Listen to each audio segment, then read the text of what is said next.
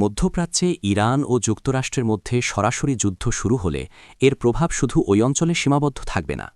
বিশ্লেষকদের মতে এই সংঘাত বিশ্ব অর্থনীতি, জ্বালানি বাজার এবং আন্তর্জাতিক রাজনীতিতে বড় ধরনের অস্থিরতা তৈরি করতে পারে। এর প্রভাব থেকে বাদ যাবে না বাংলাদেশও। তেল ও জ্বালানি বাজারে বড় ধাক্কা। ইরান বিশ্বের অন্যতম গুরুত্বপূর্ণ তেল উৎপাদনকারী দেশ, অন্যদিকে যুক্তরাষ্ট্র বৈশ্বিক রাজনীতির প্রধান শক্তি। ইরান যুক্তরাষ্ট্র যুদ্ধ শুরু হলে হরমুজ প্রণালী বন্ধ বা ঝুঁকিপূর্ণ হয়ে উঠতে পারে। বিশ্ববাজারে তেলের সরবরাহ মারাত্মকভাবে ব্যাহত হতে পারে। অপরিশোধিত তেলের দাম হঠাৎ রেকর্ড পরিমাণ বেড়ে যেতে পারে। বাংলাদেশ যেহেতু জ্বালানি আমদানি নির্ভর দেশ, তাই দেশে ডিজেল ও পেট্রোলের দাম বাড়তে পারে। বিদ্যুৎ উৎপাদন ব্যয় বৃদ্ধি পাবে। পরিবহন ভাড়া ও নিত্যপণ্যের দাম বেড়ে যেতে পারে।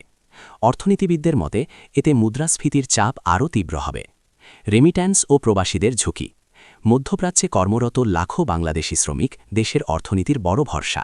যুদ্ধ শুরু হলে মধ্যপ্রাচ্যের বিভিন্ন দেশে নিরাপত্তা পরিস্থিতি অবনতি হতে পারে। নতুন কাজ বন্ধ হওয়ার আশঙ্কা রয়েছে। প্রবাসী শ্রমিকরা চাকরি হারাতে বা দেশে ফিরে আসতে বাধ্য হতে পারেন। এর ফলে রেমিট্যান্স প্রবাহ কমে যেতে পারে। বৈদেশিক মুদ্রার রিজার্ভের ওপর চাপ বাড়বে। ডলারের সংকট আরও গভীর হতে পারে। আন্তর্জাতিক রাজনীতি ও কূটনৈতিক চাপ।